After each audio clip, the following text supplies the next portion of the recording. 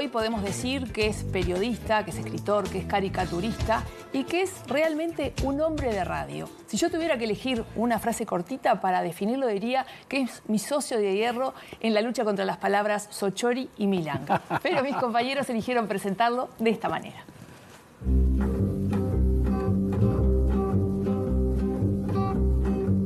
Jaime Clara nació en San José de Mayo el 5 de marzo de 1965.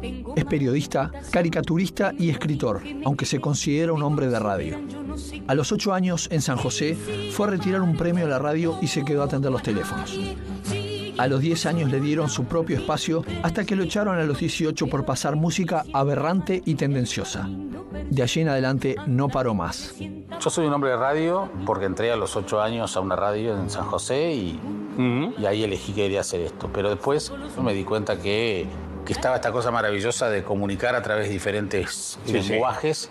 Entonces me siento muy cómodo también haciendo mis dibujos, me siento muy cómodo haciendo televisión también. Entonces yo sigo defendiendo la radio como medio, pero bueno, tratando de adaptarme a los nuevos lenguajes. Debutó en televisión en 2013 en el programa Por Amor al Arte. Hoy es el conductor de Telenoche 4 y en radio de Sábado Sarandí.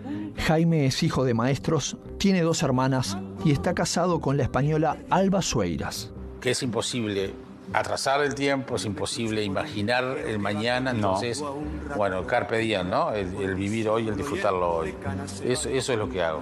Y sin embargo no jodo a nadie, si ayudo al raje de un pobre chorro. Pero a la gente le sienta mal que haya un camino personal. A la gente le sienta mal. Jaime, bienvenido. Gracias por la invitación, un gusto estar acá.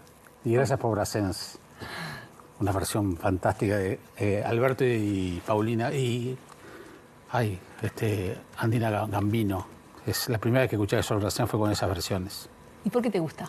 Me encanta, porque de muy chico empecé a estudiar francés en la Alianza Francesa de San José, después me vine para acá, que la alianza estaba en Soriano 1180, la Alianza Francesa, y bueno, siempre la cercanía con el idioma francés y con la alianza. Ahí conocí a Cherminara, a Restucia. Realmente fue una época preciosa. ¿Cómo una canción te puede llevar a lugares, no? Sí, claro. ¿Cómo un libro como el tuyo me puede llevar a mucho de lo que vos sos? Por eso quiero empezar por el final, por esta novedad, por este Sin Red, que es un poco también la historia de tu vida, que es uno de los tantas formas que has elegido para comunicarte. Sí. Bueno, estoy ahora en plena etapa de compartir las charlas sobre el libro. El sábado lo presentamos en San José, que fue la más maragata de todas las presentaciones de libros que tuve, porque junto a Diego Maga, que fue el presentador, se dispararon una cantidad de cosas vinculadas a San José, porque además llegué al pueblo y lo vi tan cambiado y que no esperaba. Y bueno, y contento. Ahora se va a presentar el 25 en el Centro Miguel Ángel Pareja de Las Piedras. Sí, un recorrido interesante. Sí. Y ya te podés definir escritor, ¿no? Porque Jorge Bafico, sentado ahí mismo donde estás vos, me dijo que a vos no te gusta decir que sos escritor, pero ya son unos cuantos. Sí, bueno, la presentación... Un ensayo, dos de cuentos. Sí, la presentación del libro en la Feria del Libro de Jorge, que fue muy generosa, me psicoanalizó un poco, yo que jamás hice terapia, analizando eso que yo dije. Lo que pasa es que también no respeta tanto a los escritores, porque además, por razones periodísticas obvias, ha estado prácticamente con los más grandes, que sentirse o tomarle en forma atrevida la profesión a todos esos escritores, uno se siente un atrevido. De hecho, cada vez que pongo con el tema de las caricaturas, también pongo aficionado a las caricaturas. No me considero caricaturista, porque no vivo de esto. No, lo mío es el periodismo, ahí sí, ahí lo defiendo a muerte. Pero con estas cosas que son más esporádicas, más circunstanciales, siento que como que estoy usurpando un lugar. Pero bueno, Jorge ahí pasó raya y dijo, bueno, dejate jorobar, sos un escritor y bueno, está, lo considero como tal. En este último libro, por ahora, que se has escrito, están tus padres, están tus hermanas, porque hay una hermana menor, entonces hay una hermana mayor, están tus madrugones, está la literatura a través de Onetti, está el amor por el arte a través de Blanes, esa historia, está la pandemia, está la actualidad. Hay mucho de vos ahí. Sí, bueno. ¿Es una salida? No te estoy psicoanalizando como No, está bien. No, lo que uno, como decía Unamuno, uno habla de sí mismo porque es el que tiene más cerca, ¿no? Y entonces creo que pasa por ahí. Pero en realidad capaz que uno trata de transitar por lugares seguros. Y entonces, aunque esté inventando historias, lo de los madrugones no soy yo. Es una persona que es un hombre que trabaja en una oficina. Pero bueno, yo necesitaba el dato personal de los madrugones para poder ubicar a ese personaje en esa situación. Capaz que yo también veo, como en ese cuento, un gato blanco que está enfrente a mi casa. Entonces lo tomé prestado. El hecho de mencionar canciones, libros o autores en los cuentos también. Y muchos de estos cuentos surgen de anécdotas reales. Bueno, salvo el caso del cuento de la cruz del padre Cacho, que es cierto, todo lo que se cuenta ahí pasó de verdad. En el resto hay cosas que están tomadas de la realidad. El cuento que da título al libro es la historia de un equilibrista, de un funambulista, que son los que caminan en la cuerda floja, que yo quería contar. Simplemente tenía que ver cómo encajaba la historia de ese hombre, Cardo Alenda, en una historia cotidiana. Y bueno, encontré la que encontré y es ese cuento. Pero la última de las historias, que es un actor que se olvida de la letra, o tiene ese temor, es también un sin red. Y yo pensaba en esto de tu recorrido, en el que hay también un camino de tirarse a hacer cosas sin red. Eso que vos hacés a los 10 años, de tener un espacio en una radio, luego, bueno, inaugurar, poner música, tener esos pequeños tropezones que uno pueda tener en la carrera, es aprender haciendo. Sí, dada por las circunstancias políticas del momento, circunstanciales, ¿no? Yo ahora lo miro casi que con simpatía. Yo me frustró mucho cuando me sacan el programa de la radio de San José, porque además fue profundamente injusto, porque si yo realmente hubiera pasado música aberrante y tendenciosa, lo hubiera admitido, pero no la pasaba porque tenía 15 años. Era imposible tener hasta una conciencia política en aquel momento, ¿no? Pero bueno, por eso ese tipo de cosas. Yo, que más que tirarme sin red en todas estas cosas, Tania, siento que trato de manejarme mucho con la intuición, ¿no? Y con el gusto personal y a diferencia de lo que hacía Brassens en esa canción, ¿no? Que a la gente le sienta mal que haya un camino personal. Yo en ese sentido trato, antes que nada, de yo sentirme bien en lo que estoy haciendo, de tratar de ser lo más auténtico yo con lo que voy haciendo. Que lo haré bien o mal, pero ser yo, ¿no? Me he tropezado 1000 veces con los dibujos, he tratado de mejorar. En el informativo de televisión empecé muy nervioso el primer día. Dije, miren, perdónenme, estoy nervioso, estoy muerto de miedo. Lo dije al aire porque así me sentía. Entonces, capaz que no era lo que correspondía para un conductor de un informativo, pero me pareció mucho más honesto decirle a la gente, estoy muy nervioso. Y entonces, ese camino personal del que habla Brassens, yo trato de hacerlo, pero antes que nada tratando de ser muy honesto y sintiéndome bien como yo haciéndolo. Tu vida tiene muchas cosas de un cuento, ¿no? Parece una ficción eso de que empezás desde recontra chiquito, de que sos un hombre de radio, te has definido así en más de una entrevista, pero también sos de esa... O sea, tenés más boliche, más recorrido que cualquiera de nosotros, ¿no? Más kilómetros, como dicen los veteranos. Pero sos de esa generación bisagra de los periodistas que empezaron a ser periodistas formados, ¿no? Sí, es verdad. No, y más, tuvieron que dar esa pelea también, sí, ¿no? Sí, fue una pelea, sí, recuerdo, con toda la generación 83 del viejo Instituto de Filosofía, Ciencias y Letras, porque ni siquiera era Universidad Católica en aquel momento.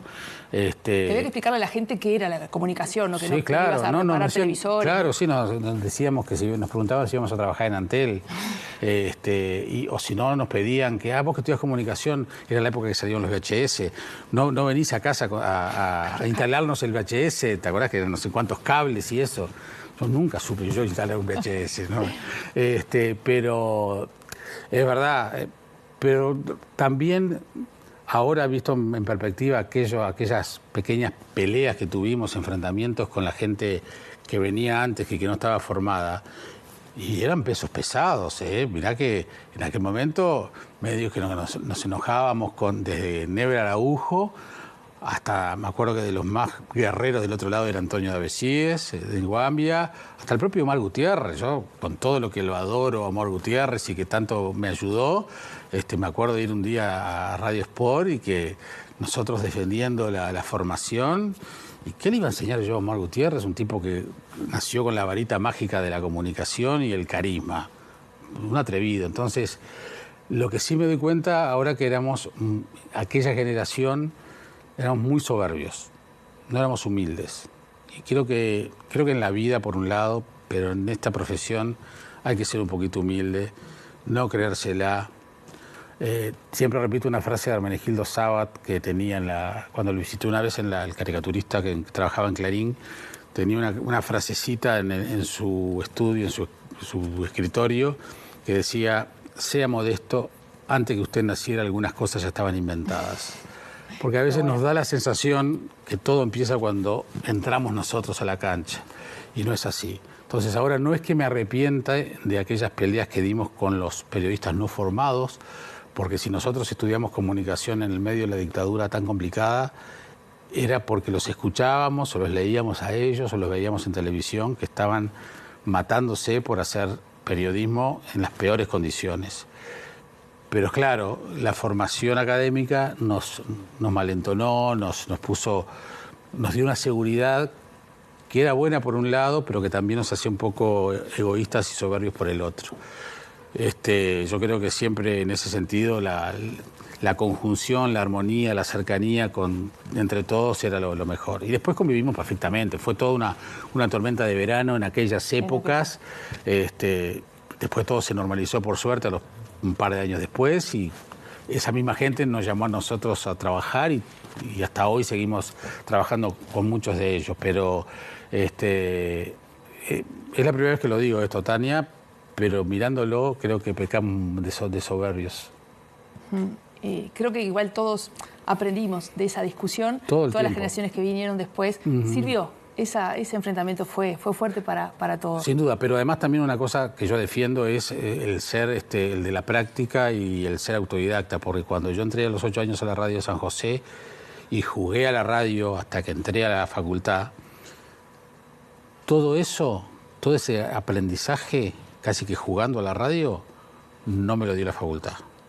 Me lo dio solo el entrar y el hablar con la gente de la radio de San José, con la que me abrió las puertas y me enseñó todas esas cosas. Y después, todo lo que me dio la facultad, la universidad, no me lo dio la radio. Entonces me parece que fue el equilibrio perfecto. No voy a hablar de Sábado Sarandí, aunque se enoje mi padre, que es fanático del programa, porque hay libros escritos sobre eso, así que voy a pasar por el Horizonte Radio, en el que sos un referente de la radio y del periodismo cultural. Pero quiero dedicar estos últimos 2 minutos, primero a esto de la televisión. Estás en Telenoche y con una mirada de, sí, acomodarte, aprender, pero también poner tu impronta. Por ejemplo, tu impronta del interior. Hasta cuando sea el clima, ¿no? Pensar que no estamos solamente el ombligo del mundo, existe solo Montevideo. Sí. Bueno, lo que pasa es que también eso tiene que ver mucho con escuchar radio, con prestarle atención a los medios. Pasaba durante la sequía también, Tania, que naturalmente mencionamos que hay mal tiempo cuando llueve. Y en el medio de la sequía era exactamente al revés, y mucha gente del campo nos llamaba a la radio, nos mandaba mensajes y se enojaba con nosotros porque hablábamos de que el mal tiempo era la lluvia y ellos estaban desesperados, se morían los animales en el medio del campo. Veíamos la realidad solamente desde acá. Una mirada muy urbana. Aunque también otra cosa, la gente del interior no es equiparable al medio rural, son dos cosas distintas, porque a mí me decían el Canario, en el liceo, en Montevideo, porque creyendo que ser del interior es ser rural. Son totalmente diferentes. Tenemos una mirada primero muy capitalina del Uruguay, y después tenemos una mirada muy urbana de las cosas. Entonces creo que tenemos que tratar de ir cambiando ese discurso para integrar a todos, si no, no tiene sentido. La última pregunta es sobre el perfil caricaturista, ¿no? Adoro tus caricaturas, hablo de mi padre, que sabes que te reís cuando te digo. Es difícil, me costó. Ni parecido te quedó. Pero, hace mucho, le hace mucho. Pero, hablando en serio, es un perfil también importante el que vos tenés humildad, pero has hecho una presentación hace relativamente poco, gracias por la música. Tenés el ejercicio de hacer una por día. Son esas cosas, y te la menciono solamente para disparador de la última pregunta. Sé que también escuchás podcast, por más que, a mí, no me gusta mucho porque no es ni radio ni televisión, pero ¿comunicación es tu vida? Por más que vos te definís como un hombre de radio, comunicación en todos los formatos, ¿comunicación es Jaime Clara? Es que lo encontré después. Yo sabía lo que yo quería hacer a los 8 años, eso fue lo que elegí. Empecé a transitar ese camino y entonces cuando entro a la facultad ahí me doy cuenta que hay otras cosas que son más de lo mismo en ese sentido, no como algo peyorativo, sino todo lo contrario, que suma. Y de hecho, cuando yo comienzo a reivindicar el tema de la caricatura, la reivindico como un género periodístico más. Por eso hago caricaturas, porque sentía como que con la desaparición de los medios gráficos estaba como que perdiendo algo. Entonces, por eso viene el tema de la caricatura. Es un género periodístico más, como puede ser espectáculos, agro, sociedad o política. Entonces, sí, siento que la comunicación me abarca. Prefiero defender la profesión de periodista más que la de comunicador, que se ha puesto un poco de moda, porque a veces eso me desdibuja un poco el trabajo concreto, ¿no?